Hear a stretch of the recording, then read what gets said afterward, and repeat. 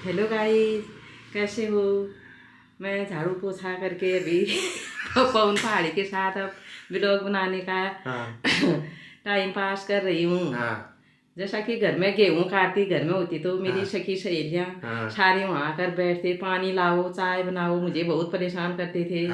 मुझे उनकी भी काफी याद आ रही है। सही बात है। और वो लोग, मैं भी उनको खूब डांटती थी, काम अपना करते हो, पानी पीने इधर आते हो। ये मुझे एक प्यार का वो था।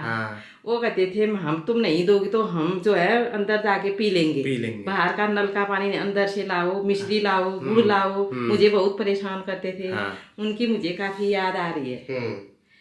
और पवन जो मतलब ये कह रहे हैं कि मम्मी काफी स्मार्ट है, काफी अच्छी लग रही है। क्या मैं ऐसी लग रही हूँ? यहाँ तक बात करें कि पहले के समय और इस समय में काफी बदलाव है। पहले एक सास की 4-5 बेटे होते थे। तो उस माँ को कहते अरे कदू भाग्यवान हूँ, तब चला चालू ना। कहते थे, बिल्कुल ये तो मैंने भी सुना है। नहीं तो अब ऊंचालना जो चोलमणी सपड़ गयो, जो चोलमणी तेत रोबर गयो, वी की छेड़ ऐश करही। और जो चोल कमजोर गयो, जो चोल शिक्षितपना उसकी थोड़ी नौकरी भी वही है, नौकरी कम हो, तो उना तब वी छेड़ का हमेशा दबाई जाही पर। बिल्कुल सच्चाई है ये तो। किस किस के परिवार में ये हुआ है। सही बात है। आपस में जैसे बहुत बड़ा परिवार हो, 9-10 आदमी का परिवार हो, एक मतलब एक लड़की जो है, उस हमारे टाइम में तो बहुत वो था कि लड़की पैदा हो गई, लेकिन मेरे होने में भी बहुत खूब जश्न मनाया था। मेरे माँ बाप ने, मैं 2 भाइयों के बाद की बेटी हूँ, तो कहते थे पूरा गाँव खिलाया, बहुत खुशी थी कि हमारे घर में बेटी हुई है। वही क्या बता, इस तीसरी पुस्त में मेरी नातनी के होने में खुशी हुई है। क्या बात है, सही बात है, क्योंकि हमारी तो बहन थी नहीं, वैसे तेरी बहन थी नहीं। तो हमें भी इतना आशा, जब मेरा दूसरा बेटा होने वाला था, मैं तो काफी रोती थी, हाय मेरी बेटी होगी, तो उसको भी मेरे जैसा दुख मिलेगा करके मुझे काफी रोना आता था। जब मेरे पेट में गर्भ में था मेरा बेटा, तो मैं सोच बेटा मैं तो इतना दुख भोग रही हूँ, अगर मेरे से बेटी होगी तो वो क्या करेगी। लेकिन आज मैं ये समझी मेरी बेटी होगी, आज मेरा जमाना याद रहता, मुझे काफी खुशी होती। मुझे वो बेटा मुझे बेटी के समान है। जिस तरह ये बेटी देखती है घर को, जिस तरह उसने हमारे खूब सेवा करी। जैसे कभी भी वो अपने पापा की भी अंडरवियर धो देता है, मेरा पेटीकोट भी धोता है, तेरा भी धोता था। वो मुझे उसमें बेटी के जैसे लक्षण लगते हैं, न कि बेटे के लक्षण। उसमें काफी मतलब वो समझदारी जैसी लगती है। जैसे वो जब भी छोटा था तो कोई बैठता था बिस्तर में, तो कब जाए उसका जाने का इंतजार करता था वो बिस्तर से, कि वो उठा देता था, वो कि उसको सवेलता था। मतलब मुझे तेरे पर काफी गर्व है बेटा, कि जो हमारे घर में इस तरह की बहू आ गई। तो मुझे मतलब एक अवसर, मतलब मैं पूरा वो जैसे हम इतना खा रहे हैं, हमारे लिए आइसक्रीम ला रहे हैं, हमने कभी भी नहीं खाया था इस तरह जो अब हम खा रहे हैं। जब मैं घर में थी तो मैं सोचती थी आज मैं वहाँ कैसे रहूंगी, लेकिन अब यहाँ आके मुझे पहाड़ी बाखली की तो याद रही, जननी जन्मभूमि स्वर्गादप गरीयश कहते हैं। वाह मम्मी वाह, अब तो हिंदी के साथ संस्कृत भी निकल रही है। एक गधेरे से दूसरे गधेरे में आई थी, कुछ भी नहीं देखा था, जैसे घास काटना, गोबर निकालना। तो लड़की जब मैं पैदा खूब जश्न, लेकिन ये इसी तरह जश्न मनाया जब 13 शादी। कोई भी मेरे गांव की एक सहेली थी, चिन्ह ला करके इस तरह हो गया तो शादी हो गई, यहीं पर कहानी खत्म कर दी। वो तो आदिम तबला भल मिल गया तो अब वो तो मेरे संघर्ष से हुआ है सब कुछ, आदमी का इसमें कोई रोल ही नहीं। क्योंकि दोस्तों आदमी क्या कहते हैं, मतलब हमारे जो पिताजी हैं वो विदेश सेवा पे चले गए। अब वो लोग तो वैसे उसमें ही है, लेकिन कोई आगे बढ़ गया, उससे ज्यादा खुशी और कुछ भी नहीं हो सकती। बाकी तो ऑडियंस बताएगी। बाकी मेरा खुश होना तो यही बताएगी जब अभी हम बेटे से भी, इस घर में बेटे से भी बहू का ज्यादा हो सही। देख अपना बेटा तो अपना होता है, वो किसी परिस्थिति में भी एक माँ अपने बेटे को कभी बुरा नहीं कहेगी। वो शराबी भी होगा, कबाड़ी भी होगा, वो गलत भी कर रहा, वो बहू को ही दोष बताते हैं। लेकिन जो हम लगे इंसान है, लगी बिजी मैं सुना। लेकिन जब हम हमारे मतलब चेहरे में जो ग्लो आया है, जो ग्लो मतलब जो भी हुआ है ना, वो एक बहू की वजह से, बहू के फेस वॉश की वजह से। फेस वॉश तो छोड़ो, वो तो है ही, वो ले लेते।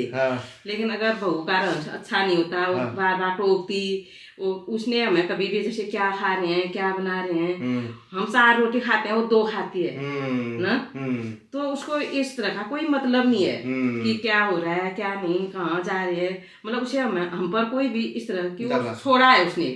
जैसे अब हमारी शिफ्ट चली है, जैसे 8 बजे से 3 बजे तक बहू की शिफ्ट है, तो 3 बजे से 8 बजे तक मेरी शिफ्ट है। ऐसी तो होता है भी, शाम ऐसी सहयोग से होता है। यही चीज बहू को भी याद आएगा। बिल्कुल बिल्कुल। और यही मेरे बेटे को, शायद मेरे बेटे ने आमा की इतनी सेवा की, मत और तो क्या चाहिए, मैं उस टाइम के लिए एक अच्छा पुत्र, एक अच्छी बहू, मतलब जरूर सबसे बहू हमारी सक्षम है। जबकि आमा मरी 1 बजे रात हमारे घर में पहुंची, उसके लिए मैं बहुत धन्यवाद देना चाहती हूँ। एक दिल्ली में पली, एक मंजिलों में रही, डिब्बू में जैसे घरों में रही, देख ले अकेले आमा मर गई करके सुनकर रातों रात 1:30 बजे रात जो है पहाड़ी बाटली में पहुंची, तो वो एक मर्द से भी कम नहीं है, कम नहीं है। तो कहते हैं बुंदेले हर बोरों के मोह, हमने सुनी कहानी थी, खूब लड़ी मर्दानी, वो तो झांसी वाली रानी थी, वो तो दिल्ली वाली रानी, वो तो दिल्ली वाली रानी थी। तो आप थोड़ा सा क्या कहना चाहोगे? काफी थैंक यू। दोस्तों आज तो मम्मी ने इसको एक नई उपाधि दे दी है, दिल्ली वाली रानी। ये जो कविता की कुछ पंक्तियां मम्मी ने पढ़ी, ये हमने भी पढ़ी हैं बचपन में। बुंदेले हर बोलूं के मुंह, हमने सुनी कहानी थी, खूब लड़ी वो रानी, वो तो खूब लड़ी मर्दानी, वो तो झांसी वाली रानी थी। इसकी जो कवित्री हैं वो सुभद्रा कुमारी चौहान है, ठीक है। तो उन्होंने, और जो अदाकारा है कंगना रनौत, कंगना रनौत ने भी बहुत बड़ा योगदान दिया है हमारी हिस्ट्री में, हमें 2014 में आज़ादी दिलाई। बहुत धन्यवाद कंगना रनौत। पापा यहाँ पे टाइम पास करने के लिए पंखे को देख रहे हैं। पंखे के राउंड गिन रहा हूँ, पंखे के राउंड गिन रहा हूँ कि दिन भर में कितना चक्कर मारता है।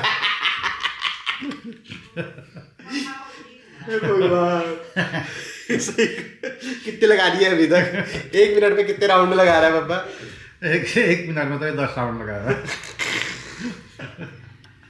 तो दोस्तों अब ऐसे ऐसे काम हमको पापा के लिए ढूंढने पड़ रहे हैं जिससे इनका टाइम पास हो सके। तो आज के ब्लॉग में आप सभी लोग, जितने भी लोग ये ब्लॉग देख रहे हैं, प्लीज़ मेरे पापा के लिए कमेंट करना और उसमें ये लिखना कि पापा हल्द्वानी में टाइम पास कैसे कर सकते हैं, अपने फनी आइडिया देना। अगली वीडियो में फिर मैं उन फनी कमेंट्स को पढ़ूंगा। वो तो शहर के हिसाब से ही बताएंगे। हाँ, वो कहेंगे सुबह उठो, अखबार पढ़ो, घूमने जाओ, अखबार पढ़ो, गमले में पानी डालो, नहाना धोना। ये चीज तो हमको पता है दोस्तों कि अखबार पढ़ना चाहिए, सुबह वॉक पे जाना चाहिए टाइम पास करने के लिए, लेकिन आप लोग ये तो हमारे विपरीत है, हमने ऐसा काम किया। तो आप लोग फनी कमेंट्स करना। तो जैसे मजे में पापा से लेता हूँ कि पापा टाइम पास करने के लिए अनार के दाने गिन रहे हैं, पंखे के राउंड गिन रहे हैं, तो ऐसे ही फनी कमेंट आप भी करना कि पापा को टाइम पास करने के लिए क्या करना चाहिए है जालो। तो जो सबसे फनी कमेंट होगा उसको हम फिर अगली वीडियो में शाउट आउट देंगे। क्यों पापा? ना फनी क्या है, कोई नौकरी लगा दे मेरी, वही फनी है मेरे लिए। पापा बोल रहे हैं कि मेरी नौकरी लगा दो। तो दोस्तों अगर किसी के ऑफिस में एडमिन में कोई जॉब है, ठीक है, या रिसेप्शन में कोई जॉब है तो बताना। पापा कह रहे हैं कि मेरी कहीं नौकरी लगा दे और मैं दिन में नौकरी कर लूँगा और शाम के समय फिर मैं बच्ची को देख दूँगा, तुम्हारे साथ टाइम स्पेंड कर लूँगा। मेरा दिन में मन नहीं लग रहा है यहाँ, कह रहे हैं इतने बड़े दिन हो रहे हैं। तो अगर कोई आपकी नज़र में ठीक ठाक बैठे की नौकरी हो तो पापा को बताना। क्यों पापा? वेतन कितना चाहिए? वेतन तो मेरा काम देख के होगा ना, मेरे मुँह से मांगने से थोड़ी होगा। काम करावे दाम करावे, काम कुछ है ऐसा ना। हाँ, काम कराए दाम, काम देवे दाम, कुछ ऐसी है। काम से ही दाम मिलता है। तो ठीक हो गया फिर। काम तो आप अच्छा ही करोगे पापा। काम तो मैं अच्छा करूँगा, जितना भी करूँगा। पापा बहुत ईमानदार ऑफिसर रहे हैं अपने टाइम पे। उस टाइम पे ऑफिस में, क्योंकि भारतीय विदेश सेवा में थे, तो वीज़ा लगवाने का, पासपोर्ट बनवाने का, या दूसरे देश से अपने देश में आने के लिए कई सारी जगह बढ़ाने के वहाँ पे अफसर 20-30% कमीशन लेते हैं। पापा इतने ईमानदार थे, उन्होंने 10% ही कमीशन लिया गाइस। ईमानदार होने के बाद भी। तो आप देख रहे हो जहाँ पे 20% का विषय चल रहा है वहाँ पे अगर 10% कोई ले रहा है तो ईमानदारी तो हुआ नहीं हुआ पापा। तो ये है। तो आप प्लीज़ फनी कमेंट करना कि पापा क्या कहते हैं हल्द्वानी में टाइम पास कैसे करें। मैं देखना चाहता हूँ कि आप लोगों का कुड़बुद्धि दिमाग कैसा चलता है। आज लंच में झोई रोटी सलाद था भाला हो दगड़ियो ये पहाड़ी पैराडाइज में क्यों उड़ा यार। कुछ दिन पहले मम्मी यहाँ पे इंग्लिश में कमेंट पढ़ने लग गई थी और अब देखो तुम, ये तो मैंने कभी नहीं सोचा था। ओ भाई मैक्सी पैर में योगा करने का इस ओ भाई योगा मैट भी बिछा रखी है। ओ तेरी यो कहल बता तो का योगा मैट है पैर में। ओ भाई साहब योगा मैट, रंजना की योगा मैट बिछा के योगा हो रहा है। और देखो मेरी मम्मी कितनी फ्लेक्सिबल है। देखो अब कौन आया गुड़िया झलुआ। तो दोस्तों इसी बीच हमारी पहाड़ी पैराडाइज धन्य हो गई है क्योंकि युवा क्रिकेट हृदय सम्राट Rohit Sharma in the house guys, ये आप देख सकते हैं। और रोहित शर्मा अभी हाल फिलहाल में हाई स्कूल पास हुए हैं। क्या लेके आए यार, क्या बात है, खुशी के लड्डू लेके आया भाई। बहुत बहुत बधाई आपको एक बार फिर से। आप ऐसी दिन दुनी रात चौगुनी उन्नति करें, ठीक है। और 12th में भी आप अच्छे नंबरों से पास हुए। आप मित्रों बदा प्रेम थी भाव थी घोल घणो करो छे एमनो भाव छे। वहाँ मम्मी योगा कर रही है और उसके बाद जो मम्मी की बिल्कुल प्रोटीन डाइट यहाँ हमारे पांडे जी बना रहे हैं। पांडे जी दिखा जाए ये पांडे जी आज की बोल है तो ममाली जी आज आलू मटर बन रहा है। अच्छा रोटी बन रही है। क्या बात, आज तो मम्मी योगा करने लग गई। अच्छा जी। हाँ तुम कर ना योगा। हमारी योगा उसी का है। हाँ रात में उठ जाने लगा। तो रात का तो बाजू उठा 4 बजे और सोते कितने बजे हो। क्या बात है। सोचो दोस्तों पांडे जी कितनी मेहनत करते हैं। सुबह 4 बजे उठ जाते हैं और रात के 11 बजे सोते हैं। तब तक लगे रहते हैं काम में गाइस, ठीक है। घर जाने का टाइम इनको दिन में ही होता होगा क्योंकि सुबह और शाम में इंगेज रहते हैं बिल्कुल। दोस्तों ये तो मैंने कभी नहीं सोचा था कि हल्द्वानी में आके मम्मी एक्सरसाइज करेगी और वो भी योगा मैट बिछा के।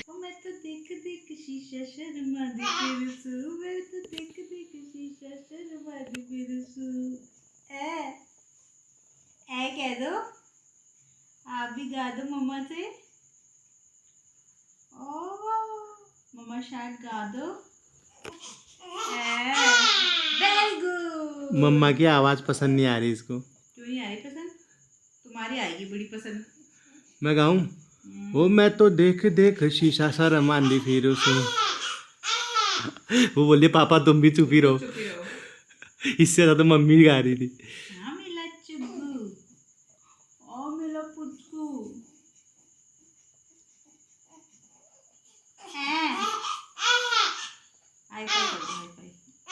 तो दोस्तों अभी तक आप देख रहे थे ले तो दोस्तों अभी तक आप देख रहे थे गीतांशी की बाल लीला। अब करेगी बाल लीला, अभी तो शुरू कहाँ हुई, तो ट्रेलर भी नहीं है। अब समय है सब्सक्राइबर सवाल सेशन का। तो आज सवाल हमन से पूछा का बलवंत राठौर जुनैन। तो ये पूछने की, ये कक्षा वैसे 7-8 में पढ़ने वाले बच्चे हैं। ये बोल रहे हैं कि पवन सर हमारे हिंदी की किताब में मुहावरा है बाल की खाल निकालना, ठीक है।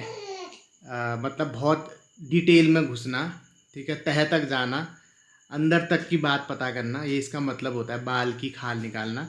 तो क्या इसको हम कुमाऊनी में बोल सकते हैं? इसके लिए कोई फ्रेज है, कोई मुहावरा है? ये बच्चा पूछ रहा है। तो राठौर जी बिल्कुल हमारे कुमाऊनी, हमारी पहाड़ी बोली में भी बाल की खाल निकालने का एक अल्टरनेटिव मुहावरा है। उसको हम बोलते हैं जड़ कंजड़ पूछण, ठीक है। तो बाल की खाल निकालना को हमारे कुमाऊनी में जड़ कंजड़ पूछण है। गया यार तू जड़ कंजड़ ना पूछ जा यहाँ पे, मतलब हो गया यार तू ये बाल की खाल मत निकाल, पूरे डिटेल में जा रहा है, मेरे को नहीं पता ज़्यादा, ठीक है। ये बोलते हैं। आशा करता हूँ कि आपको आपके सवाल का जवाब मिल गया होगा। अगर मेरे और भी छोटे छोटे नवयुवक भाइयों का, बहनों का कोई भी सवाल हो तो आप मुझे अपने नाम और पते के साथ कमेंट बॉक्स में भेज सकते हैं। अगली वीडियो में आपके नाम के साथ आपके सवाल का मैं जवाब दूंगा। और ये ब्लॉग अगर आज का पसंद आया हो तो लाइक करना, कुछ सीखने को मिला हो, है ना, आपके चेहरे पे स्माइल आई हो, थोड़ी देर के लिए स्ट्रेस फ्री रहे हो, तो प्यारे प्यारे कमेंट कर देना। आपका हर एक कमेंट मैं और मेरा परिवार पढ़ता है। ऐसे ही ब्लॉग आते रहेंगे यार। और तुम लोग तो सो जाओ, हमारा तो अभी सोना कहाँ होता है, पिलाना होता है, डायपर बदलना होता है, फिर थोड़ी देर में हग देती है, फिर हगते ही भूख लग जाती है। ये साइकिल कभी ख़त्म ही नहीं होता दोस्तों, घूमते रहता है। अभी टाइम लगेगा इसको नॉर्मल होने में। चलो तुम लोग पढ़ जाओ पे, हम यो रात है शिफ्ट करनू। जाते जाते इस ब्लॉग को लाइक और कमेंट करते जाना, ठीक है। बहुत जल्दी नई ब्लॉग आता है मुलाकात हुई, तब तक अपन ख्याल धरिया, स्वस्थ रहा, व्यस्त रहा, मस्त रहा, नशे है दूर रहा। Thank you so much for watching, love you all, bye bye. ओ ले ले ले ले ले, बटाटा भी नहीं है कि मैं तो उड़ गया हूँ। ये तो मम्मा की बेटी है भाई, ये ममाज गर्ल बनेगी। हाँ मेरी गुड्डू, ये तो मेरा टेडी बियर है। अरे रे रे रे, स्विमिंग जाएगा क्या पापा के साथ? यो यो कर दो, यो यो यो यो गुरविंदर।